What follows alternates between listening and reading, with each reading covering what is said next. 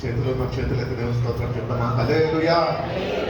కుడి చేసిన మీ అందరికీ ప్రభు అయిన యేసుక్రీస్తు నామములో నా హృదయపూర్వక వందనాలు తెలియజేస్తున్నాను. పక్కన ఉన్న సభ్యులు బాగున్నారని అడగండి. ప్రభు మిమ్మల్ని దీవించిన దాకా చెప్పండి. రెస్పాన్స్ ఏం చెప్పారు? ఒకరు చూసుకొని ప్రభు మిమ్మల్ని దీవించిన దాకా అనుకున్నాను. ఎందుకు ఇక్కడికి వచ్చామంటే దేవుని సన్నిధికి మనం ఆశీర్వదింపబడడానికి, దీవింపబడడానికి. ఈ లోకపరంగా కాదు, కానీ స్పిరిచువల్ వైజ్ ఆత్మీయ కోణంలో మనము ఆశీర్వదించబడాలి, దీవించబడాలి. కాబట్టి ఉదయకాలము వాక్యము ధ్యానించిన వాక్యం ప్రకారమే ఈవినింగ్ కూడా అదే అంశం మీద మాట్లాడాలని ఆశించి ఉన్నాను. దానికన్నా ముందు ఒక చిన్న పాట పాడుతున్నాను. అందరికి వచ్చిన పాటనే ఏంటంటే ఇద్దరికే అయిపోయింది పాట పాడుతున్నారు. తొందరగా తెస్తాను, తొందరగా వెళ్తాను. అందరికి వచ్చిన పాటనే చేతులు కవర్ చప్పట్లు కొడుతూ సంతోషంగా పాట. పరమజీవం నాకు నివా, పరమజీవము నాకు నివా, తిరిగి లేచెను నాతో నుండా. పరమజీవము నాకు నివా, తిరిగి లేచెను నాతో నుండా. నిరంతరము నడిపించును, మరల వచ్చి యేసుకొని పోవును. నిరంతరము నడిపించును, మరల వచ్చి యేసుకొని పోవును. చప్పట్లు యేసు చాలును, హల్లెలూయా, యేసు చాలును, హల్లెలూయా. యేసు సమయమైన ఏ స్థితికైనా నా జీవితములో యేసు చాలును. శోధనలధికమైన సొమ్మసిల్లగా సాగి వెళ్ళెదను. సాతాను శోధనలధికమైన సొమ్మసిల్లగా సాగి వెళ్ళెదను. లోకము శరీరము లాగినను, లోబడక నేను వెళ్ళెదను. లోకము శరీరము లాగినను, లోబడక నేను వెళ్ళెదను. యేసు చాలును, హల్లెలూయా, యేసు చాలును, హల్లెలూయా. ఏ సమయమైన ఏ స్థితికైనా నా జీవితములో యేసు చాలును. పచ్చిక బయలులో కరుణ చేయు, శాంతి జలము చెంత నడిపించును. పచ్చిక బయలులో కరుణ చేయు, శాంతి జలము చెంత నడిపించును. అనిక్షము ప్రాణము తృప్తిపరచు, మరణ లోయలో నన్ను కాపాడును. అనిక్షము ప్రాణము తృప్తిపరచు, మరణ లోయలో నన్ను కాపాడును. యేసు చాలును, హల్లెలూయా, యేసు చాలును, హల్లెలూయా. ఏ సమయమైన ఏ స్థితికైనా నా జీవితములో యేసు చాలును. నరులెల్లరూ నన్ను విడచినను, శరీరము కుళ్ళి కృషించినను. నరులెల్లరూ నన్ను విడచినను, శరీరము కుళ్ళి కృషించినను. హరించినన్న ఐశ్వర్యము విరోధి వలె నన్ను విడచినను. హరించినన్న ఐశ్వర్యము విరోధి వలె నన్ను విడచినను. యేసు చాలును, హల్లెలూయా, యేసు చాలును, హల్లెలూయా. ఏ సమయమైన ఏ స్థితికైనా నా జీవితములో యేసు చాలును. హల్లెలూయా.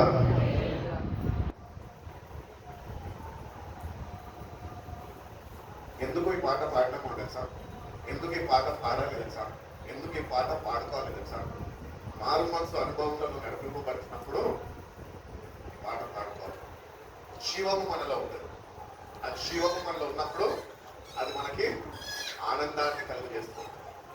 ఒకటి దేవుని వాక్యము మనది జీవింపజేస్తుంది అని బైబిల్ చెప్పుచున్నది. ఒకటి దేవుని వాక్యాన్ని చదువుతున్న మనము ఆ జీవముతోని మనము దేవుడిని ఆరాధిస్తే దేవుని యొక్క గొప్ప శక్తిని మనము పొందుకోగలుగుతాం. ఆ శక్తితోని మనము నింపబడగలుగుతాం. ఒకటి ఆ జీవం మనకు కావాలి. మందిరానికి వస్తున్నాం, ప్రార్థన అటెండ్ అవుతున్నాం, అంతా బాగానే ఉంది. నిజముగా దేవుని సన్నిధికి వస్తున్న మనము నిజమైన మార్పు చెందిన వారమా? మారు మనసు అనుభవాలు మనకున్నాయా? అటు రీతిగా దేవునితో నడిపింపబడుతున్నావా? వాక్యము చదువుతుండగా వాక్యము ఇలా మార్పు కలుగజేస్తున్నా, వాక్యము కార్యసిద్ధిని కలుగజేస్తున్నదా? ఒకవేళ లేకపోతే కనుక మనం వచ్చి చేస్తున్న ఈ భక్తి అంతా దాన్ని మన భక్తి మనం మోసం చేసుకోకుండా మనమే జాగ్రత్త వహించే వారమై ఉండాలి. ఒకటి వాక్యం చెల్లిస్తున్న రీతిగా దేవుణ్ణి ఆరాధించే వారు ఆత్మతో సత్యముతో ఆరాధించాలి. ఎప్పుడైతే దేవుని ఆత్మ సత్యం ఉంటుందో అప్పుడు ఆ జీవం అనేది మనలో ఉంటుంది. ఒకటి దేవుని ఆత్మ కార్యాలు మన జీవితంలో జరగాలి. మందిరానికి వస్తున్నాం, దేనికి వస్తున్నాము? Because God wants to bless us. అవునా? దేవుడు మనల్ని ఆశీర్వదించాలి, దీవించాలి, చక్కగా లైఫ్లో సెటిల్ అవ్వాలి, చక్కగా వివాహాలు జరగాలి, వివాహాలు జరిగినాక సంతానం కలగాలి, దాని తర్వాత ఒక గృహం కొనుక్కోవాలి, దాని తర్వాత ఒక కారు కొనుక్కోవాలి, లేకపోతే ఉన్న పాత బండిని మార్చుకొని కొత్త బండి కొనుక్కోవాలి. ఇవన్నీ కొరకు వస్తుంటే కనుక దయచేసి దేవుని మందిరానికి రావడం మానేసేయండి అని చెప్తాను నేను. వీటి కొరకు దేవుని దగ్గర రావద్దు. కానీ దేవుని దగ్గరికి దేనికి రావాలంటే మనము మారడానికి రావాలి. హల్లెలూయా. మనలో మార్పు కలగడానికి మనము రావాలి. We should have the desire that we have to change. Lord, I have a desire that I want to change, so I am coming into your presence. అని దేవునికి మనం చెప్పాలి. చెప్తే వింటాడు, విన్నవాడు కార్యాన్ని జరిగిస్తాడు. మనం చెప్పకుండా వచ్చేసి యథావిధిగా అందరిలాగా ప్రార్థన చేసుకొని వెళ్ళిపోతే కనుక మన జీవితాలు ఎన్నటికీ మారవు. కానీ దేవుడు మన దగ్గర నుంచి మార్పు కోరుకుంటాడు. ఉదయకాలంలో కూడా యెర్మయా గ్రంథం నుంచి ధ్యానించినప్పుడు బైబిల్ మొత్తం దగ్గర నుంచి ప్రారంభిస్తే కనుక నోవా కాలం నుంచి ప్రకటన గ్రంథం వరకు దేవుడు ఒకటి చెప్తున్నాడు. ఏంటి తెలుసా? వన్ డాక్ట్రిన్ దేవుడు చెప్తున్నాడు. ఏంటి అంటే మీరు మార్పు చెందాలి, రిపెంట్. పాత నిబంధన అంతా ప్రవక్తల వరకు, లాస్ట్ వరకు కూడా ప్రవక్తల వరకు కూడా ప్రతి ఒక్కర గ్రంథంలో వాళ్ళు మారు మనసు గురించే మాట్లాడి ఉన్నారు. యేసు ప్రభు స్వార్థ ప్రకటించినప్పుడు, ప్రారంభించినప్పుడు ఆయన కూడా మీరు మారు మనసు చెందండి, దేవుని రాజ్యము సమీపముగా ఉన్నది అని వాళ్ళకి చెప్పి ఆయన పరిచర్యని ప్రారంభించారు. కాబట్టి బాప్తిజం గురించి యోహాన్ని చూసినట్లయితే ఆయన కూడా మారు మనసు చెందండి అని ఆయన బోధించున్నారు. కాబట్టి క్రైస్తవ జీవితంలో కొన్ని సంవత్సరాలు అయి ఉండొచ్చు, మన జీవితాల్లో ఒక 20-30 years దాటిపోయి ఉండొచ్చు రక్షణ పొందుకొని. కానీ ఇంకా ఒక మార్పు నీలో చెందక నువ్వు అదే భక్తి దానిలో కొనసాగుతుంటే కనుక అది ఒక రోజు నువ్వు మోసం చేసేస్తుంది. కాబట్టి as you are coming in to the presence of God, ask God to change your life. మన జీవితాలు మార్పు చెందాలి. చేదైన జీవితాలు, బాధతోని భారంతో కూడిన జీవితాలు, పాపంతో పట్టకుండా ఇంకేదో ఈ జీవితాలు విడుదలని పొందుకోవాలి. మనం దేవుడిని అడిగినప్పుడు దేవుడు వినిపిస్తూ విడుదల మనకి ఆయన కలుగు చేస్తాం. కాబట్టి దేవుని సన్నిధికి వచ్చిన మనము దేవుణ్ణి అన్ని అడగచ్చు, పర్వాలేదు. నేను ఇది అడగద్దు అడగద్దు అని నేను చెప్పాను.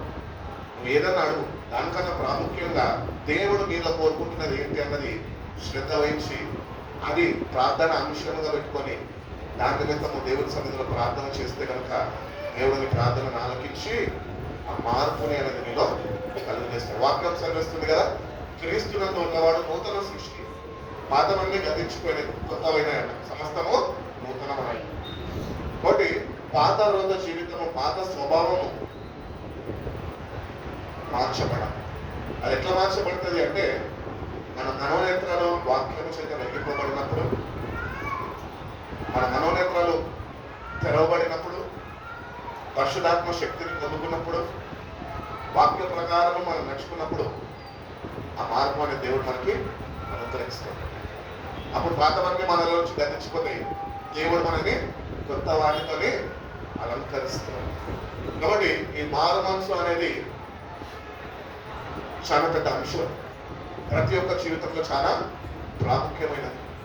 క్రైస్తవ కుటుంబంలో ఉన్నాము అంటే మార్పులు లేకుండా పరలోక రాజ్యంలో ఒకరు తిరిగి జన్మిస్తేనే కానీ వాడు పరలోక రాజ్యంలో ప్రవేశించలేడు అని నిక్కదముతోనే యేసయ్య చెప్పి ఉన్నాడు. ఒకటి తిరిగి జన్మించాలి. We have to be born again. Born again is an ongoing process. అది కొనసాగింపబడుతున్న ప్రక్రియ.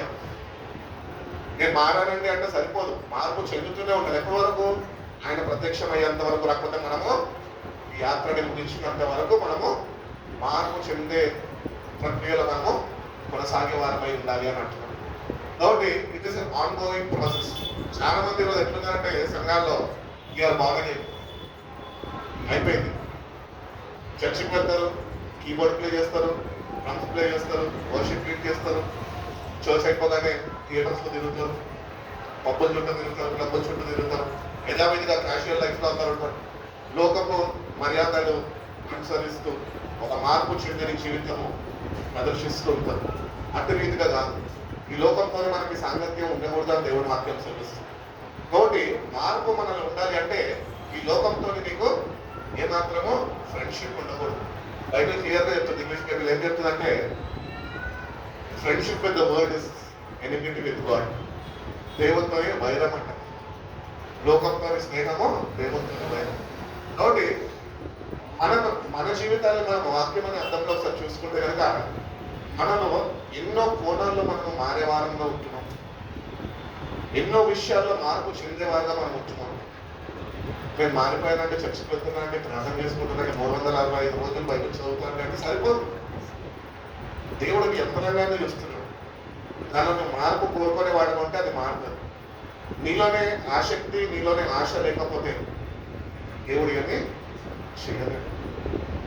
మత్తయి సువార్త 3వ అధ్యాయంలో అంటాడు కదా, 3వ అధ్యాయం 8వ వాక్యంలో మారు మనసు అనే ఫలము మీరు ఫలించండి. మారు మనసు అనే ఫలము ఎక్కడ దొరుకుతుంది? ఆపిల్స్ అయితే కాశ్మీర్లో దొరుకుతాయి, నాకు తెలిసి చిన్నప్పుడు ఎవరో చెప్తారు ఇవ్వాలి. అవునా? ఈ మారు మనసు అనే ఫలం ఎక్కడ దొరుకుతుంది? అదొక ఫలం అని చెప్తున్నాడు దేవుడు. Produce fruit in keeping with repentance. We have to produce fruit in keeping with repentance. మారు మనసుతో కూడిన ఫలము అని దేవుడు ఆశిస్తున్నాడు. అది లోకంలో ఎక్కడ దొరకదు, కానీ కేవలం ఆయన పాదాల దగ్గర దొరుకుతుంది. హల్లెలూయా. కాబట్టి ఆయన దగ్గరకు వస్తున్న మనము నిశ్చయంగా దేవుడు మనల్ని పిలుచుకున్నాడు, మనల్ని ప్రేమించాడు, ఆయన సొత్తుగా మనం చేసుకున్నాడు. సంఘము అనగా దేవుని శరీరం అయ్యున్నది. ఆ శరీరంలో నేను కూడా ఒక పాలుభాగస్తుడిగా ఆయన చేసి ఉన్నాం. ఈ సంఘంలో చేర్చబడ్డ మనము ఈ మారు మనసు అనే ఫలము ఫలించలేని వారుగా ఉంటే కనుక ఒకరోజు తప్పక దేవుడు ఆయన నిన్ను తీసివేస్తాడు. ఫలించాలి, దేవుని కొరకు ఫలించాలి. కాబట్టి ఈ రిపెంటెన్స్ అనే దానిలో డిఫరెంట్ స్టేజెస్ అన్నమాట. మనం చూసుకుంటూ వెళ్తే కనుక ఎన్నో మెట్లు మారు మనసులో. మనము ఒకసారి అన్నీ ఒకసారి ధ్యానిస్తే కనుక అట్లీస్ట్ ఒక్క మెట్టన్నా మనం ఎక్కినామా? మొట్టమొదటి మెట్టు మారు మనసులో దేవుడు మనకు అనుగ్రహించేది అంటే దేవుని ప్రేమ. నువ్వు ప్రేమ కలిగిన వ్యక్తిగా అయితే మారు మనసు అనేది నీలో ప్రారంభించి ఉన్నాడు దేవుడు. నీలో నువ్వు ప్రేమించలేని వాడుగా నువ్వు ఉంటున్నావు అంటే ఇంకా మార్పు చెందని క్రైస్తవుడుగానే నువ్వు మిగిలిపోయావు. ప్రేమ దేవుడి ద్వారా మనకి అనుగ్రహింపబడదు. ఏ అర్హత యోగ్యత లేని మనని ఆయన ప్రేమించి ఈరోజు ఆయన సన్నిధానంలో మనం నిలబెట్టుకున్నాడు. కాబట్టి దేవుడు మన దగ్గర నుంచి ఒకటి కోరుకుంటున్నాడు, ఏంటంటే repent for the Kingdom of God is near. దేవుని రాజ్యాన్ని సమీపిస్తున్నది కాబట్టి మీరు మారు మనసు చెందండి అంటున్నాడు. కాబట్టి we have to bear fruit for God's kingdom. దేవుని రాజ్యం ఏమై ఉన్నది? నీతి, సమాధానము, ఆత్మలో ఆనందం. ఆత్మలో ఆనందం అంటే ఆల్ ద రాసిన పత్రికలో ఉన్న ఆత్మ ఫలాలన్నీ మనలో ఉంటాయి. దానిలో మొట్టమొదటిది ప్రేమ అయి ఉన్నది. కాబట్టి ఆ ప్రేమ లేకుండానే మనము జీవిస్తున్నాం. మన గురించి బైబిల్లో రాయబడి ఉన్నది ఏమని తెలుసా? అంత్య దినాలలో ప్రేమ చల్లారిపోతుంది. నిజంగా మన ప్రేమ ఎట్లున్నది? దేవుణ్ణి ప్రేమించే విషయంలో కానీ, అమ్మ నాన్నని ప్రేమించే విషయంలో కానీ, భార్యాభర్తలను ప్రేమించుకునే విషయంలో కానీ, తల్లిదండ్రులను ప్రేమించే విషయం కానీ, తల్లిదండ్రులైనా పిల్లలైనా అందరి ప్రేమ చల్లారిపోతుంది అని వాక్యం తెలుస్తుంది. కాబట్టి దేవుని బిడ్డలుగా రక్షణ పొందుకున్న మనం మార్పు చెందిన క్రైస్తవులుగా మనం ఉంటే కనుక ఆ ప్రేమని మనం కలిగి జీవించిన ఆ ప్రేమలో మనము నిలిచి ఉండాలి. ఏదేమైనా కానీ మనము ఆయన ప్రేమని కలిగి మనము జీవించేవారమై ఉండాలి అని దేవుడు ఎంతగానో ఆశిస్తున్నాడు. కాబట్టి రిపెంటెన్స్ అనేది దేవుడు మనకి అనుగ్రహించాలని ఆశపడుతున్నాడు. నువ్వు దేవుని దగ్గర ఇప్పటి వరకు ప్రార్థన చేసి ఎన్నెన్నో మేలులు పొందుకోవడం, నువ్వు అడగని కూడా దేవుడికి ఇచ్చి నిన్ను తృప్తిపరిచి ఉంటున్నాడు. కానీ ఏదైతే ప్రాముఖ్యమైనది మన జీవితంలో మనకు అవసరమో అది దేవుడిని మనం ఇంకా అడగలేదు. ఏంటి అంటే అది మార్పు చెందడం. కాబట్టి మారాలి. ఒక క్యాటర్పిల్లర్ని చూస్తే, బొంగర్ పురుగుని చూస్తే అది మార్పు చెందినాక బటర్ఫ్లై లాగా చక్కగా ఉంటుంది. కొన్ని గార్డెన్స్ చేశారు ప్రపంచవ్యాప్తంలో మనం చూసుకున్నట్లయితే, యూరోప్లో కానీ అక్కడ వైపు చూసుకున్నట్లయితే స్పెషల్గా వాటిని దేవుడి యొక్క క్రియేషన్ చూడడానికి బటర్ఫ్లై గార్డెన్స్ అని పెట్టిస్తారు. ఆ గార్డెన్లో ఏముంటాయంటే పెద్ద నెట్ కప్పేసి ఉంటుంది. కొన్ని వేల కొద్ది బటర్ఫ్లైస్ దానిలో వాళ్ళు పెంచుతూ ఉంటారన్నమాట. కాబట్టి అంటే మార్పు మనకు కావాలి అని దేవుడు ఆశిస్తుంది. ఎప్పుడైతే మనం ఈ లోకపు బంధాల నుంచి విడుదల పొందుకుంటామో, ఎప్పుడైతే దేవుని దగ్గరికి వెళ్ళి వేడుకుంటామో దేవుడు మనల్ని విడిపిస్తాడు. విడిపిస్తే సంతోషంగా ఆయన సన్నిధిలో మనము ఆనందించే వారిని మనం ఉండాలి.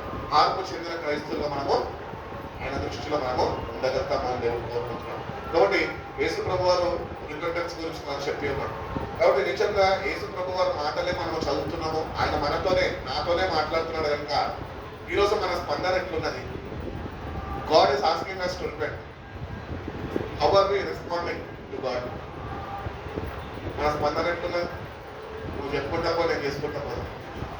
ఇది మన స్పందన.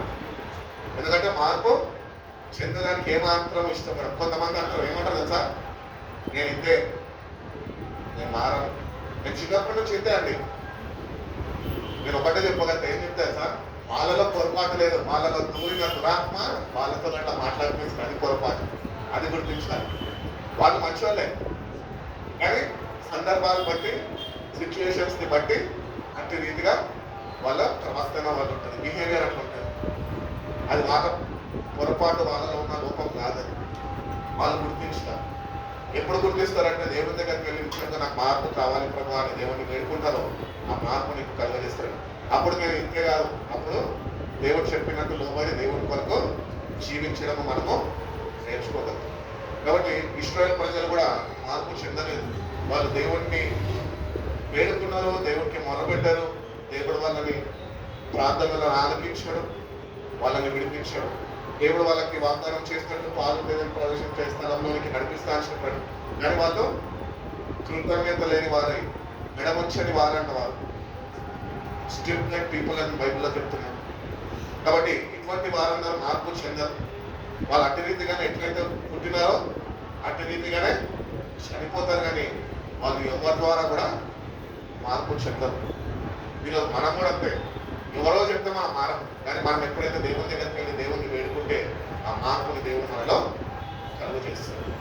కాబట్టి ఆ మార్పు మనకి కావాలి అని దేవుడు ఎంతగా 4 సువార్తల్లో మనం చూసుకున్నట్టయితే రిపెంటెన్స్ గురించి దేవుడు నాతో మాట్లాడుతూ ఉన్నాడు. మత్తయి సువార్త 4వ అధ్యాయం 17వ వాక్యంలో అంటాడు కదా, ఏమంటాడు ఒకసారి చదవండి.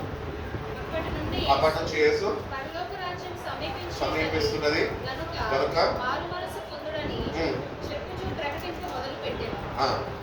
లూకా సువార్త 24వ అధ్యాయం 24వ అధ్యాయం 46 నుంచి 47 వాక్యం, 2 వాక్యాలు చదువుతుంది.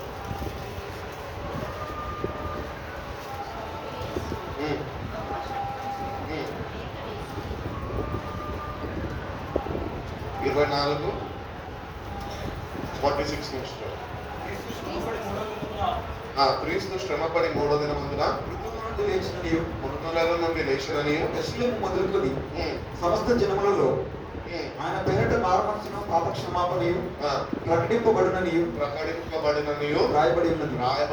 కాబట్టి ఆయన మృతుడై తిరిగి లేచినాక, ఆయన చనిపోయి తిరిగి లేచినాక ఆయన నామంలో ఏమి ప్రకటింపబడాలంట? మారు మనసు పాప క్షమాపణ ప్రకటింపబడాలంట. ఒక మాట మన గుండెల మీద చేసుకొని ఒకసారి ఆలోచిస్తే కనుక, ఏ సంఘంలోకి నువ్వు వెళ్తున్నావు ఆ సంఘంలో మారు మనసు పాప క్షమాపణ గురించి బోధింపబడితే ఆ సంఘంలో నువ్వు అంటకట్టబడు, ఆ సంఘంలో నువ్వు బలపరచబడు, నీ జీవితాన్ని బాగు చేసుకునే స్కోప్ ఉంటుంది అక్కడ. కానీ ఈరోజు సంఘాన్ని మనం ఒకవేళ చూసినట్లయితే కనుక సంఘాలు విస్తరింపబడుతున్నాయి. సంఘాలు కట్టాలి అని దైవజనులు సంఘస్థులని కానుకలిమ్మని వేడుకొని సంఘాలు స్థిరపరచుకుంటున్న సంఘాలు వ్యాప్తి చెందుతున్నాయి. కానీ ఏ సంఘంలో కూడా ఈ అంత్య దినాల్లో మారు మనసు గురించి ప్రకటిస్తలేదు. They are not preaching about repentance. పాప క్షమాపణ గురించి ఎక్కడ చెప్తలేదు. లైట్ తీసుకో, ఏం కాదు, ఏసయ్య మన కొరకు అప్పుడే చనిపోయాడు, మనం ఇట్లానే ఉండొచ్చు. ఒక్కడు ఏ పాస్టర్ కాదు, ఏ థియాలజీ అని కూడా ప్రకటిస్తలేదు. ఎందుకంటే ప్రకటిస్తే రారు చర్చికి. కానీ దేవుడు అంటున్నాడు ఆయన నామంలో అది ప్రకటింపబడాలి. ఆయన నామంలో శక్తి ఉన్నది కనుక ఆ మాటల్ని మనం నిజంగా రిసీవ్ చేసుకొని మన హృదయంలో నేను కూడా నిజంగా ప్రభా మార్పు చెందాలి అనే ఆశ నీకుంటే అది దేవుని మాట కనుక అది తప్పగా నీలో కార్యసిద్ధిని కలిగి చేసి నీలో ఒక మార్పుని కలిగి చేస్తుంది. మార్పు చెందితేనే దేవుని రాజ్యంలో మనము ఉండగలుగుతాం. దేవుడు ఇక్కడ ఏం చేసాము, ఏం సంపాదించాము, ఎట్టి రీతిగా భక్తి చేసాము అని అడగడు. మారు మనసు చెందావా లేదా అన్నది ఒక్కటే అంశము మీద ఆయన మనం జ్ఞానపీఠం ముందు ఆయన నిలబెడతాడు. ఇంకోటి ఆ మార్పు మనకి కావాలి అని దేవుడి ప్రకారం కోరుకుంటున్నాడు. ఇంకోటి ఆయన నామంలో మారు మనసు పాప క్షమాపణ ప్రకటింపబడుతున్నగా విన్న మనము సరైన రీతిలో గ్రహింపగలిగి దాన్ని స్పందించి మనం చేసిన తప్పిదాలన్నింటి నిమిత్తము ఏ పాప క్షమాపణ అయితే దేవుడు మనకి ఇవ్వాలనుకున్నాడో అది నువ్వు పొందుకొని ఉన్నావా? ఆ నిశ్చయత నీకున్నదా? ఈరోజు దేవుని సన్నిధికి వచ్చినాం కానీ we are not sure about the forgiveness of God. దేవుడు అనుగ్రహిస్తున్న క్షమాపణ గురించి మనకి సరైన అవగాహన లేదు. మారు మనసు గురించి కూడా సరైన అవగాహన లేదు. బాప్తిజం తీసుకుంటే మారిపోయినా అంటే కాదు. బాప్తిజం తీసుకొని మారని వాళ్ళు ఎంతమంది ఉన్నారు మనలాంటి.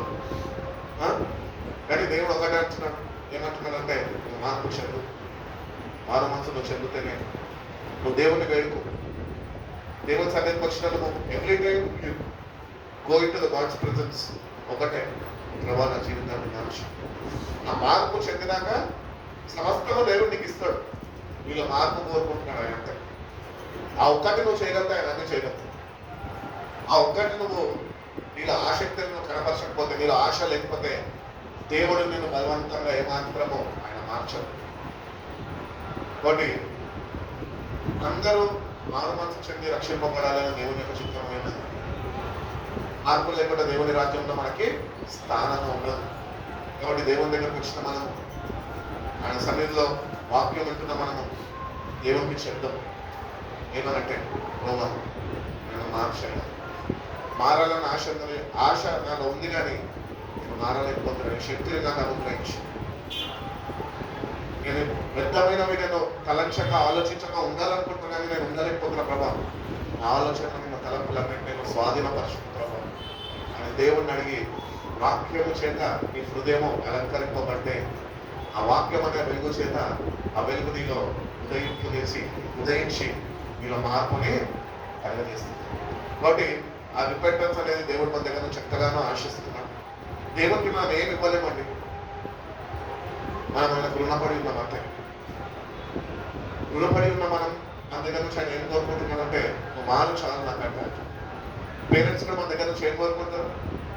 నా బిడ్డ మారాలి, నా బిడ్డ మాట వినాలి. పేరెంట్స్ చాలా మంది పిల్లల దగ్గరికి పోతున్నప్పుడు వాళ్ళు అల్లరితో కూడిన అల్లరిగా వాళ్ళు ఉన్నప్పుడు వాళ్ళకు ఒకటే చెప్తారు, నువ్వు నా మాట విను నేను ఇప్పిస్తాను అని చెప్తాను. నువ్వు దేవుడు అంటున్నావు, నువ్వు నా దగ్గరకు వచ్చావు కనుక నువ్వు నా మాట వినిచావు. మాట ఏంటి అంటే నువ్వు మార్పు నీ మనసుని మార్చు. Mindset has to change. అందుకే క్రీస్తు మనసును మీరు ధరించుకోండి అని పత్రికలో అపోస్తలుడైన పౌలు తెలియజేస్తున్నారు. క్రీస్తు యొక్క మనసు మనకు కావాలంటే మనకు ఫస్ట్ 6 మనసు రావాలి. 6 మనసు దేవుడు మనకు అనుగ్రహించాలి. ఆ మార్పు చెందడానికి క్రీస్తు మనసుని మనము ధరింప చేయబడతాము అని దేవుడు తెలియజేస్తారు. అపోస్తలుల కార్యాలు 2వ అధ్యాయం 38వ వాక్యంలో కూడా అంటారు కదా, పేతురు, మీరు మారు మనస్సు పొంది మీరు మారు మనసు పొంది పాపక్షమాపణ నిమిత్తము ప్రతివాడును యేసుక్రీస్తు నామమున బాప్తిజం పొందుడి, అప్పుడు మీరు పరిశుద్ధాత్మ. ఇప్పుడు చదువుకున్న వాక్యాన్ని మనం కొద్దిగా ఆలోచిస్తే కనుక అది ఒక క్రమ పద్ధతిలో పోవాలి. అవునా? అక్కడ ఒక క్రమం కనిపిస్తుంది. ఏంటి ఆ క్రమము? ఫస్ట్ ఏమంటున్నారు? మీరు మారు మనసు పొంది పాపక్షమాపణ నిమిత్తము ప్రార్థించుడి, బాప్తిజము పొందుడి, యేసు నామములో బాప్తిజం పొందుడి, అప్పుడు మీకు పరిశుద్ధాత్మ వరము. మనము మారు మనసు చెందకుండా బాప్తిజం నిలుచుకొని పరిశుద్ధాత్మ కొరకు ఎన్ని సంవత్సరాలు వచ్చి ప్రార్థన చేసినా మనకి పరిశుద్ధాత్మ దేవుడు అనుగ్రహింపబడడు. కాబట్టి మన జీవితాలు ఎట్లుంటే క్రమం తప్పిన జీవితాలు. రక్షణ విషయంలో క్రమం లేదు. ఎవరో తీసుకున్నారు, మేము తీసుకున్నాం. ఎవరో బలవంతం చేస్తారు, మేము తీసుకున్నాం. కాకపోతే ఏదో తీసుకోవాలి కాబట్టి మేము తీసుకున్నాం. కానీ we really didn't have that ఏమంటారు ప్రిపరేషన్. ఆ రక్షణ కొరకు నిత్యమైన సిద్ధపాటు లేకుండా మనం తీసుకోవాలి. క్రమం తప్పిన వారు. అందుకే బైబిల్ అంటున్నారు, ప్రభు ఏమంటారంటే అక్రమం చేసిన వారి ద్వారా నా ఎదురు నుంచి మీరు తొలగిపోండి అంటారు. ఇప్పుడు క్రమం తప్పిన మనం ఏం చేయాలంటే క్రమంలోనికి రావాలంటే మారుమనసు చెందాలి. మారుమనసు చెంది ప్రభా ఐక్యం బదిలిసే కానీ నేటి నుంచి అయినా ఈ సన్నిధానంలో వేక్షుడు ఈ వాక్య ప్రకారం నడుచుకొని నీకు సమీపస్తుడుగా జీవిస్తూ ఈ వాక్యం చేత వైకుంఠపాటు అంటే రీతిగా నేను నడుచుకుంటూ పరిశుద్ధాత్మ అనే శక్తిని నేను పొందుకొని కృపను నాకు దయచేయ ప్రభా, నిజమైన మార్పు నాకు కలుగు చేయ ప్రభా దేవుడిని అడిగితే కనుక దేవుడు తప్పగా మనకి సహాయము చేస్తూ అంటున్నాడు. ఇంకొక విషయం మనం గుర్తించాలి ఏంటి అంటే repentance is not just a word but repentance is a command from God. దేవుడు ఇచ్చిన ఆజ్ఞ మారాలంటే దెర్ ఇస్ నో ఎక్స్క్యూజ్. అక్కడ సాకులు చెప్పడానికి వీలు లేదు. It is a command from God. దేవుడు ఒకటే కోరుకుంటున్నాడు, నువ్వు మారితే రక్షింపబడ్డావు, నువ్వు మారకపోతే నిత్య నాశనానికి వెళ్ళిపోతావు. కాబట్టి it is a command. So ఆ కమాండ్కి మనం ఏం చేయాలా? లోబడాలి. దేవుడు కమాండ్మెంట్స్ ఇచ్చాడు ఎందుకు? వాటిని పాటించి అనుసరించి నడుచుకోవాలి. Repentance is also commandment from God. So we have to repent. There is no excuses for it. కాబట్టి నువ్వు ఎక్స్క్యూజెస్లో ఇంకా బతుకుతున్నావేమో, జీవితాన్ని ఎక్స్క్యూజెస్తోనే కొనసాగిస్తున్నావేమో, మారుమనసు చెందక దేవుని ఆజ్ఞని నువ్వు ధిక్కరిస్తున్నావు అని గుర్తించు ఒకసారి. కాబట్టి దేవుని ఆజ్ఞని మనము ఆజ్ఞ అతిక్రమమే పాపంగా బయలు చెప్తుంది కదా. మరి మారుమనసు చెందకుండా దేవుని దగ్గరికి వస్తే మనం ఏం చేస్తున్నాము? పాపంలో ఉంటున్నామో, పాపంలో చేస్తున్నామో, మందిరానికి వచ్చి నామకార్థ క్రైస్తవులుగా ఆయన దృష్టిలో అవ్వబడుతుంది. అందుకనే ఆ కమాండ్కి మనము లోబడదాము. అపోస్తలుల కార్యాలు 17వ అధ్యాయము 30-31 వాక్యం చదువుతుంది. ఆ జ్ఞాన కాలములను దేవుడు చూచి చూడనట్టుగా ఉండెను. ఇప్పుడైతే అంతటను అందరూ మారు మనస్సు పొందవాలని మనుషులకు ఆజ్ఞాపించుచున్నాడు. 17 చదువుతుందా? 17:30-31. అజ్ఞాన కాలములు దేవుడు చూసి చూడనట్టుగా ఉండెను. దేవుడు చూసి చూడనట్టుగా ఉండెను. కానీ ఇప్పుడైతే అంతటను అందరూ మారు మనసు పొందవలనని మనుషులకు ఆజ్ఞాపించుచున్నాడు. హల్లెలూయా. కాబట్టి ఆజ్ఞాపిస్తున్నాడు అంటే ఆజ్ఞని తెలియపరుస్తున్నాడు. ఆజ్ఞకి మనము వింటున్న మనం ఏమవ్వాలి? లోబడాలి. పాతకాలంలో అంటే ఆయన చూసి చూడక వదిలేస్తాడంట, మోదీనే మనోడే. కానీ ఇప్పుడైతే ఆయన ఊరుకునే దేవుడు ఏమాత్రమో నీ కొరకే ప్రాణం పెట్టినాడు, నీ కొరకే ఆయన మరణించినాడు, నీ కొరకే సమాధి చేయబడ్డాడు, నీ కొరకే పునరుద్ధానుడై తిరిగి లేచాడు. ఆయన పునరుద్ధానుడై తిరిగి లేచిన ద్వారా వారికి పరిశుద్ధాత్మ దేవుడు అనుగ్రహింపబడుతుంది. ఆ పరిశుద్ధాత్మ దేవుని యొక్క బ్యూటీ ఏంటి అంటే మనిషి యొక్క పాపాలని ఒప్పింపజేస్తుంది. అదే సర్వసత్యంలోకి నడిపింపబడడం అంటే. సత్యము దేవుని వాక్యము, దీనిలో సర్వసత్యం ఏం లేదు. సర్వసత్యం ఏంటి అంటే నువ్వు మార్పు చెందితే ఆ నూతన అనుభవాలను దేవుడి మీద నడిపిస్తాడు. కాబట్టి ఆయన వచ్చి మిమ్మల్ని సత్యంలో నుంచి సర్వసత్యంలోని అంటే నిజమైన మారు మనసు మనకి అనుగ్రహిస్తాడు. దాంట్లో మనము నడుచుకునేవారు. కాబట్టి నేను ఇంతే, నా జీవితం ఇంతే, ఇంకా నేను మారను అని అనుకుంటున్నాను. కానీ దేవుడు అంటున్నాడు, లేదు లేదు లేదు, నువ్వు భయపడాల్సిన అవసరం లేదు. విశ్వాసంతో నా ఎద్దట నన్ను వేడుకో, విశ్వాసంతో నన్ను వేడుకో. నువ్వు ఇప్పటి వరకు చేసేవి ఏవైతే అన్నీ నేను మర్చిపోను. కానీ ఇక్కడి నుంచి నిజమైన యథార్థ హృదయపూర్వకమైన సన్నిధిలో వేడుకుంటే కనుక ఇప్పటి నుంచి దేవుడు ఆ రక్షణ అనుభవంలో నేను నడిపిస్తాను. కాబట్టి చాలాసార్లు మన పాపాలు మనకు చాలా భారంగా ఉంటాయి. మన పాపాలు మనతో మాట్లాడుతుంటే ఎంతమందికి అనుభవం ఉన్నాయి? మనం చేసే పాపాలు ఎన్నో పాపాలు చేస్తుంటాం. కొన్ని దేవుని సన్నిధిలో కన్నీళ్ళు విడిచి ప్రార్థన చేస్తుంటాము. దేవుడు తేలికపరిచి ఉంటాడు. ఆ విశ్రాంతిని పొందుకొని ఉంటాం, నెమ్మదిని పొందుకొని ఉంటాం. ప్రభు ఇంకెప్పుడైనా చెయ్యను ప్రభు అని దేవుని దగ్గర ఒప్పుకొని మళ్ళీ దేవునికి అవగలించుకొని ఉంటాం. కానీ కొన్ని పాపాలు ఏవైతే ఉంటాయో అవి ఇంకా క్షమాపణ పొందుకొని అవి ఎట్లుంటాయి తెలుసా? అవి భారం ఉంటాయి, మాట్లాడుతూ ఉంటాయి.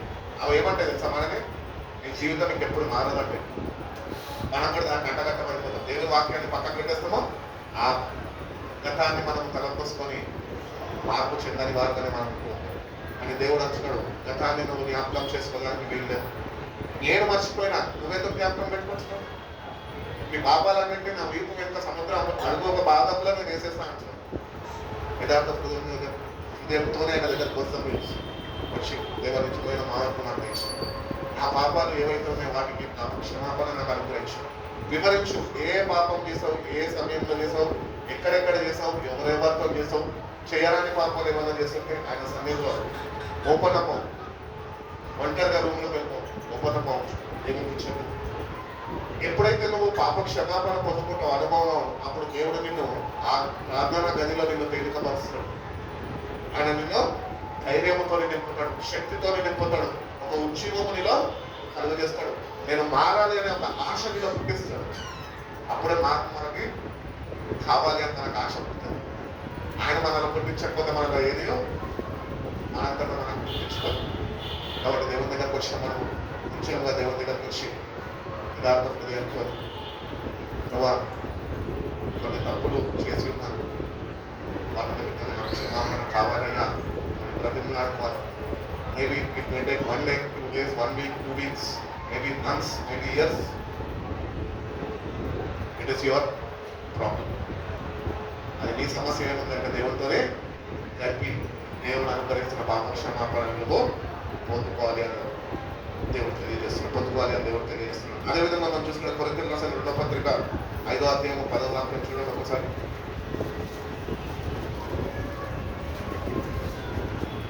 2 Corinthians 5:10. ఎందుకనగా తాను జరిగించిన క్రియల చొప్పున అవి మంచివైనను సరే, చెడ్డవైనను సరే, దేహముతో జరిగించిన వాటి ఫలమును ప్రతి వాడును పొందునట్లు మనమందరము క్రీస్తు న్యాయపీఠము ఎదుట ప్రత్యక్షము కావాలి. మనందరము కొరకు ఆయన ముందు మంచి వల్ల మంచి క్రియలను చెడు క్రియలను ఏదైనా కానీ you are accountable God side. కాబట్టి మంచి క్రియలతో ఆయన ముందు మనం కనబడాలంటే మనం మార్పు చెందేవారుగా మనం ఉన్నాం. నేడే రక్షణ దినము అని బైబిల్ చెప్తున్నారు. కాబట్టి రక్షణ పొందుకున్నాం కానీ చులకనగా యథావిధిగా మార్పు చెందక మనం ఉంటే కనుక దేవుని న్యాయపీఠం అంటూ ఒకటి దాని ముందు ప్రతి ఒక్కరము ఒకరోజు హాజరవ్వాల్సిందే.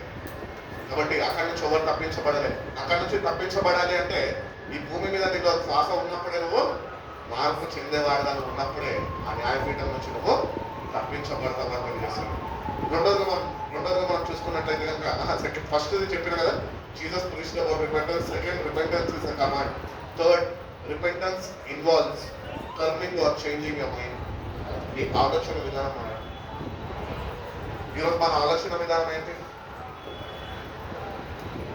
ఇంకా కొన్ని సంవత్సరాలు భూమి మీద బతకాలి, సొమ్ము కూడేసుకోవాలి, బంగారము సంపాదించుకోవాలి, చదువుకొని దాచుకోవాలి. It is your mind set, it is not your problem. దేవుడు మనని ఇక్కడ వచ్చారు కాబట్టి ఈ భూ సంబంధమైన ఆలోచనలు లేకపోతే కోరికలు అన్నీ మనలో ఉంటాయి కాబట్టి అవి తప్పేం కాదు. కానీ దేవుడు అంటున్నాడు వాక్య ప్రకారంగా your mind set has to change. ఈ లోకపరమైన వాటి మీద అన్నింటి మీద నుంచి నీ మనసుని తీసి నీ మనసుని ఆయన మీద నింపేవాడిగా నువ్వు ఉండాలి. అది నిజమైన మార్పు. కాబట్టి ఈ లోకంలో ఉన్న వాటి మీద నీ మనసుని నిలపదు. ఒకవేళ ప్రేమ కలిగి ఉన్నాను అంటే లోకపరమైనవన్నీ తోని నువ్వు నింపబడి ఉంది కనుక అది మార్పు చెందని జీవితమే. కాబట్టి ముఖ్యమైన మార్పు కావాలంటే our mind has to change. అపోస్తుల కార్యాలు 26వ అధ్యాయం 20వ వాక్యం ఒకసారి చూసుకున్నాం.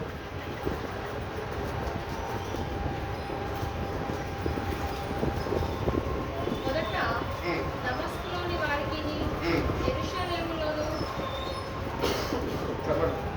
యూదయ దేశమంతటాను, తరువాత అన్యజనులకును వారు మారు మనస్సు పొంది దేవుని తట్టు తిరిగి మారు మనస్సులకు తగిన క్రియలు చేయవలెనని ప్రకటించుచుంటుంది. అపోస్తలుల చక్కటి మాటలు తెలియజేస్తున్నాడు. ఎవరితోనే తెలియజేస్తున్నాడు? అగ్రిప్ప అనే రాజుతోనే ఆయన మాట్లాడుతున్నాడు. మన సంభాషణలు ఈ మాటలు మారు మనసు చెందాలి అని ఆయన చెప్తున్నాడు. కాబట్టి let him B a king, let him B a prime minister or chief minister, ఎవరైనా ఏ అధికారి అయినా దేవుని వాక్యం ఒకటి వాళ్ళకి చెప్తారు ఏం తెలుస్తుంది, మారాలి. మార్పును చెందితేనే ఈ లోకమంతా సంపాదించుకొని ఆత్మని కోల్పోతే ఇలా ఈరోజు మనలో ఉన్న పెద్ద పొరపాటు అదే.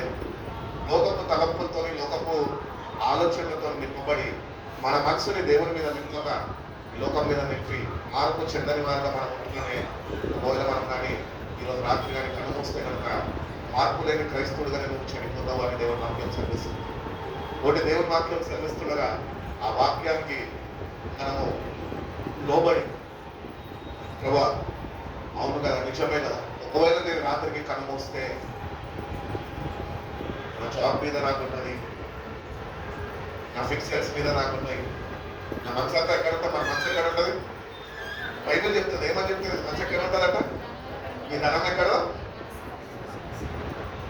ఈ హృదయం అక్కడ, మనసు కాదు హృదయం. కాబట్టి ఈ లోకం మీద నీ తలంపులన్నీ కలిగినప్పుడు వాళ్ళు ఎట్లున్నారే, వీళ్ళు ఇంకా మారలేదే, వాళ్ళ జీవితం ఇంతేనా, వీళ్ళు ఇంతేనా అని వాళ్ళ గురించి ఆలోచించుకుంటే నేను కష్టపడుతుంది. ఓ రాత్రికి నువ్వే కనబొస్తే ఉన్న ఫ్యాక్ట్ ఏంటి అంటే మార్పు లేని క్రైస్తవుడిగా మనము చనిపోయే ప్రమాదం ఉన్నది అని దేవుని వాక్యం చెప్తుంది. కాబట్టి ఎప్పుడు మరణం సంభవిస్తుందో మనకు తెలియదు. అది సంభవించకపోతే మనం మార్పు చెందితే రక్షణ మార్గంలోనికి మనం చేర్చబడతాం, దేవుని రాజ్యంలోనికి మనం చేర్చబడతాం. అందుకని అంటున్నాడు ఒకటి తిరిగి జన్మిస్తేనే కానీ వాడు దేవుని రాజ్యంలోనికి వాడు ప్రవేశించలేడు. ధనవంతులు దేవుని రాజ్యంలో వెళ్ళలేరు అని చెప్తున్నాడు. ధనం లేని వాడే ఐశ్వర్యవంతుడు. హల్లెలూయా. ఎందుకు? వాడు దేవుణ్ణి కలిగిన వాడు, ఆయనని మనకి సమస్తము అయి ఉన్నాడు. ఆయనను బట్టి మనము బ్రతకడం నేర్చుకోవాలి, ఆయన కొరకే మనము బ్రతకాలి. అందుకని పౌలు కూడా అంటాడుగా, బ్రతుకుట కిరివిస్తే చావైతే అది నాకు లాభం. నేను అన్ని లోకంని పెద్దతో ఇచ్చాను అంటున్నాడు. ఎందుకు? మార్పు చెందిన అనుభవం అని, మారు మనసుతో కూడిన అనుభవం అని. ఈరోజు మనకు కూడా మన తలంపులన్నింటినీ మనము దేవునికి అప్పగించేసి స్వాధీనపరచుకోవాలి. కేవలము నా మనసు కేవలం నీ మీద నీకు కృపను నాకు తెచ్చి నిజమైన మారు మనసు రక్షణ అనుభవంలో నన్ను నడిపించి నేను చేసిన ప్రతి ఒక్క పాపం కొరకు పాప క్షమాపణ నీ సన్నిధిలో ఎట్టి రీతిగా నేను వేచి ఉండి ప్రాధాయపడి కన్నీళ్ళు నుంచి పొందుకోవాలో, నేను తెలియకపడాలో, నీ ఆత్మని పొందుకొని నీ ఆత్మశక్తితో నింపబడాలో నీ సహాయం నాకు అనుగ్రహించు ప్రభు అని దేవుడిని మనం అడిగితే కనుక దేవుడు తప్పక సహాయము చేస్తాడు. ఇంకోటి ఈ ప్రాసెస్లో మనం నిలిచి ఉండాలి. Monday to Sunday, Sunday to Monday, throughout the week chain continue అవుతూనే ఉండాలి. అది బ్రేక్ చేసినావా మళ్ళీ స్టార్ట్ చేయాల్సి వస్తుంది.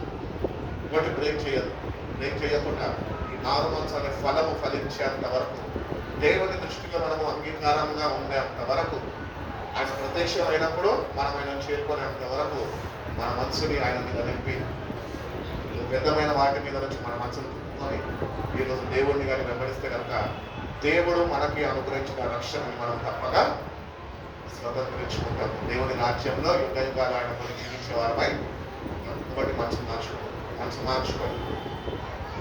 దేవుడు తప్ప నాకు ఎవ్వరు ఉంటాయి ఈ లోకంలో. ఎవ్వరు నీతో రాలేదు, ఎవ్వరు నీతో పోలేదు. భక్తుడైన యోగు కూడా చెప్తూ ఉంటాడు, అన్ని కోల్పోయినాక 41, 40, 41, 42 ఎక్కడ అంటున్నాడు. ఆయన జరిగినన్నింటిని బట్టి అంట ఆయన బూడిదను కూర్చొని బూడిద రాసుకొని మారు మనసుతోని ప్రార్థన చేసినాడట యోగు. యోగు భక్తి నీతివంతుడు యథార్థవంతుడు లేదని బైబిల్ చెప్తుంది. కానీ యోగు బట్టి ఆయనకే మారు మనసు కావాల్సి వచ్చిందంటే మనం ఏమంటే వారు అటువంటి ఆయననే అటువంటి భక్తుడే మార్పుని కోరుకున్నాడు. మారు మనసుతో దేవుని సన్నిధిలో ప్రార్థన చేసేవాడు. ఈరోజు మనం మార్పు లేని ప్రార్థనలు చేస్తున్నాం. దేవుడు ఎక్కడా విన్నాడు, బ్రహ్మపరిచే ఆత్మ నిన్ను నడిపిస్తున్నాడు, విన్నాడు, దేవుడు చేసేస్తాడు. నువ్వు అట్టి రీతిగానే అడిగింది నువ్వు పొందుకుంటున్నావేమో. నేను ఒకటే చెప్పగలుగుతాను, ఏం చెప్పగలుగుతాను తెలుసా? నువ్వు అడిగినవన్నీ దేవుడు నీకు ఇస్తున్నాడు అనుకోవడం నీ ప్రమాదం. ఎందుకంటే దేవుడి నామంలో భ్రమపరిచే ఆత్మ కూడా నీకు ఈ లోకపరమైనవన్నీ అనుగ్రహిస్తూ ఉంటాడు. అది డబ్బు కానీ ధనము కానీ ఏదన్నా కానీ అది దేవుని ద్వారా నీకు అనుగ్రహించబడదు. దేవుడు నిన్ను ఆశీర్వదిస్తా అన్నాడు. ఏమి కోట్లు సంపాదించుకున్నాను కాదు, ఆత్మీయ స్థితిలో వర్ధిల్లాలి. ఆత్మీయ ఆశీర్వాదాలు మనము కలిగి జీవించాలి. కాబట్టి ఈ జీవితంలో జీవిస్తున్న మనము ఈ లోకపరంగా ఆశీర్వదింపబడుతుంటే ఒక నిమిషం ఆలోచించు, ఇది దేవుని ద్వారానే నాకు అనుగ్రహింపబడుతున్నదా? ఏ ధనం అయితే నీకు, ఏ సహాయం అయితే నీకు అనుగ్రహింపబడుతున్నదో అది మీకు దేవుని దగ్గరికి చేస్తున్నదా, దేవునికి దూరం చేస్తున్నదా? అది దేవునికి దూరం చేస్తున్నదైతే దేవుని చేత అనుగ్రహింపబడినది ఏమాత్రమో కాదు. అది దేవుని ద్వారా నీకు అనుగ్రహింపబడినదైతే నేను ఇంకా దేవునికి సమీపస్తుడిగా దేవుని వైమార్థము నిన్ను నడిపించేదై ఉంటుంది. కాబట్టి let us examine what we are blessed with. దేవుడు వేడి చేత మనం ఆశీర్వదిస్తున్నాడు. అన్ని ఆశీర్వాదాలు దేవుడు ఇవ్వడు. దేవుడు మనకి ఏమి ఇవ్వాలో, ఏమి మనకి మేలుకరమైనవో లాభకరమైనవో అవి మాత్రమే దేవుడు మనకి ఇస్తాడు. లేనివన్నీ వ్యర్థమైనవన్నీ కోరుకుంటే దేవుడు మనకి ఇస్తాడంటే మనం నశించిపోతామని తెలుసు కాబట్టి అవి ఇవ్వండి. కానీ ఆయన స్థానంలో భ్రమపరిచేవాడు అపవాది అవన్నీ అనుగ్రహించి నిన్ను భ్రమపరిచి దేవుడి నామంలోనే మనం నిన్ను నడిపిస్తాడు.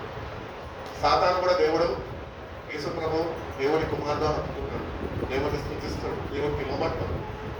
కూర్చో అంటే కూర్చుంటాడు, లేదంటే వేస్తాడు. వాడు మనం ఆడిస్తున్నాడు. మనము ఇంకా మన మనోనేత్రాలు వెలిగింపబడక బైబిల్ చెప్తుంది కదా, యుగ సంబంధమైన దేవత మీ మనోనేత్రాలను గుడ్డితనము కలిగేసాడు. మీరు బయట చూస్తుంటే మొత్తం గుడ్డితనమే. అదే మనల్ని ఆవరించింది అంటే ఇంకేం లేదు. ఎగ్జాంపుల్ బయట ఏం జరుగుతుందో అదే మనల్ని చీకటి కమ్ముకుంటుంది. కాబట్టి ఆ చీకటి మనం తొలగించుకోవాలంటే దేవుని సన్నిధికి వచ్చిన మనము ఈరోజు నిజంగా యథార్థ హృదయంతో దేవా మార్పు కావాలి, నన్ను వెలిగించు, వెలుగు మాటలో నన్ను నడిపించుకున్న వారి దేవుడు నడిపిన దేవుడు నిజంగా ఆ మారు మనసు అనేది మనకి అనుగ్రహిస్తాడు. కాబట్టి మారు మనసు అనే స్థలము మీరు సాధించాలి. దేవుడి దగ్గర నువ్వు ఏమైనా చేసావా నా కొరకు అంటే అట్లీస్ట్ ఏమి చేయలే ప్రభావం అయితే చెప్పలేము కదా. కాబట్టి అట్లీస్ట్ మారు మనసు అనే ఫలం నేను ఫలించే ప్రభావాన్ని ఆ ఫలం నీ చేతిలో ఉంటే చాలు, లోపలికి వచ్చేసి డాక్టర్. ఎందుకంటే నువ్వు మార్పు చెందిన వాడిగా, మార్పు చెందడం అంటే ఏంటి? దేవుని వాక్యాన్ని ఉన్నట్టుగా మన జీవితాల్లో అంగీకరించడము, ఆ ప్రకారము జీవించడమే మార్పు చెందడం. కాబట్టి నిజమైన మారు మనసు కొరకు దేవుని సన్నిధిలో ప్రతిదినము కుటుంబ పరంగా వ్యక్తిగతంగా ప్రార్థన చేసుకున్నాము. ఇది ఒక కొనసాగింపబడుతున్న ప్రక్రియ ఇది. కాబట్టి ఇక్కడ మనం ఎక్కడ మనము నిర్లక్ష్యము చేయొద్దు, నిర్లక్ష్య స్వభావం మనం కనపరచద్దు. కానీ ఏ సమయంలోనైనా తప్పిదాలు ఎన్నెన్నో చేసేస్తుంటాము, తెలిసి చేస్తుంటాం, తెలియక చేస్తుంటాం, బలహీనతను చేస్తుంటాం. కానీ వాటిలో బట్టి దేవుడిని అడిగి దేవుని సన్నిధిలో కన్నీళ్లు ఇచ్చి నన్ను బలపరచు, నన్ను లేవనెత్తు, నన్ను స్థిరపరచు ప్రభు అని దేవుడిని అడిగితే కనుక దేవుడు తప్పక సహాయం చేస్తాడు. కాబట్టి ప్రాసెస్లో మెచ్చి ఉందాము. నిజమైన మార్పు దేవుడు మనందరికీ అనుగ్రహించి మనల్ని బలపరిచి నటించిన కాక కలుమోసుకున్న ప్రార్థన చేసుకున్నాము. పరిశుద్ధుడా, ప్రేమ కలిగిన సేవ గొప్ప తండ్రి, నిన్న మమ్మల్ని ఎంతగానో ప్రేమించి ప్రభా ఈ ప్రభు దినాలమైన ఈ రీతిగా అందరూ ఆవరణలో కలుసుకొని ప్రభు నామంలో చూపించుకునే భాగ్యం దయచేసి సాయంత్రకాలం ఆరాధనలో ప్రభా నీ విధానం ప్రేమించి ప్రభాని సన్నిధికి నడిపించుకున్న విధానం బట్టి మీ స్తోత్రాలు ప్రభా. అవును ప్రభా, ఉదయకాలమైన మార్పు గురించి నేను సాయంత్రం కాలం పిల్లలు కూడా ప్రభా మార్పు చెందాలని నేను మీరు మాట్లాడుతున్నాను. ఆ మాటలు విన్న మేము ప్రభా, ఆ మాటలు నేను గ్రహించి ప్రభా నిజమైన మార్పు కొరకు ప్రభా నీ సన్నిధిలో మిమ్మల్ని వేడుకొని కృపను అటువంటి చక్కటి మనసులైనా మాకు దయచేయమని నిజమైన మార్పు మాకు దయచేసి మా అంతరంగంలో మార్పు మేము కోరుకుంటున్నాము. మీ పెద్దమైన వాటి మీద మా మనసులు నింపక ప్రభా, కేవలము నీ మీద మా మనసులు నింపే ప్రభా నిజమైన మార్పు చెందే వారిగా ప్రభా, నీ బిడ్డలుగా ప్రభా, నీ పరిశుద్ధాత్మ శక్తిని పొందుకున్న వారిగా ప్రభా, ఆ శక్తితో నేను నడిపింపబడుతున్న బిడ్డలుగా ప్రభా, అనేకుల్ని మేము ప్రభావితం చేసేవారిగా ప్రభా, నీ సన్నిధి నీ సామర్థ్యంలో అనేకుల్ని మేము నడిపించేవారు నీ సహాయాన్ని మనం దయచి నిజమైన మారు మనసులు శ్రద్ధ హృదయం మాకు దయచి ఈ వాక్యం సెలవిస్తున్న రీతిగా వెలిగే జరిగిన హృదయమే దేవునికి ఇష్టమైన అటువంటి బలి అర్పణనైనా ఈ సన్నిధిలో మీకు అనుగ్రహించే ప్రతి ఒక్కరికి మీరు దయచి మీరు నాకు తోడుగా ఉండండి. మేము చేసిన శబ్దాలన్నింటి ప్రభా మీ సన్నిధిలో ప్రభా ఏమి కప్పుకోక ప్రభా అన్నింటినీ ఒప్పుకొని ప్రభా విడిచిపెట్టి కృపను అటువంటి శక్తిని మేము ప్రతి ఒక్కరికి దయచేసి ప్రభా క్రీస్తునందు ఉన్న వారు నూతన సృష్టిగానైనా నూతన వ్యక్తులుగానైనా మా జీవితాన్ని మేము మార్చాం. ఆలోచన విధానం తలపులు చూపులు ప్రభా మా వైఖరిని నేను మార్చండి. నిన్ను పోలి నడుచుకునే వారిగా నేను నడుచుకునే కృపను మా ప్రతి ఒక్కరికి మేము దయచేయండి. నిన్న వాక్యాన్ని నేను కంటి ఫలింపు చేయండి. వచ్చిన ప్రతి ఒక్క బిడ్డలు బట్టి నీకు పొందనాను. బిడ్డలు నేను ప్రత్యేకంగా మీరు దర్శించండి. వాక్యం మన వెలుగుతున్న బిడ్డలు మీరు వెలిగించండి. మనలో ఉంటున్న చీకటినైనా మాలో ఉంటున్న చీకటినైనా మీరు తొలగించండి. పోగొట్టుకున్న మహిమని తిరిగి పొందుకొని నీ కొరకు సాక్షులుగా జీవింపజేసే కృపను మా ప్రతి ఒక్కరికి దయచేస్తున్నాను. యేసయ్య పరిశుద్ధ నామంలో ఈ ప్రార్థనకి వేడుకొచ్చిన పరమ తండ్రి ఆమేన్. అలాగే స్పీకర్ వచ్చిన ప్రార్థన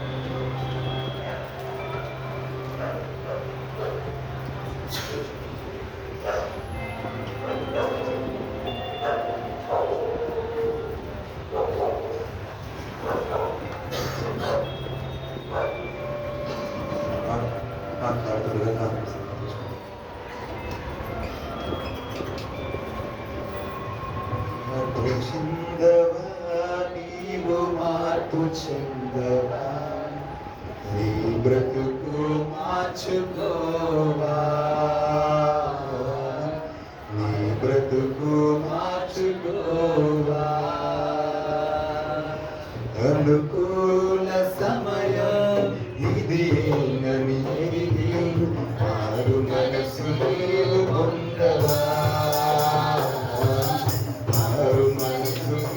పొందవా, మార్పు చెందవా, నీవు మార్పు చెందవా, నీ బ్రతుకు మార్చుకోవా, నీ బ్రతుకు మార్చుకోవా. ఎన్నాళ్ళు నీవు జీవించినా గాని ఏమున్నది లోకంలో,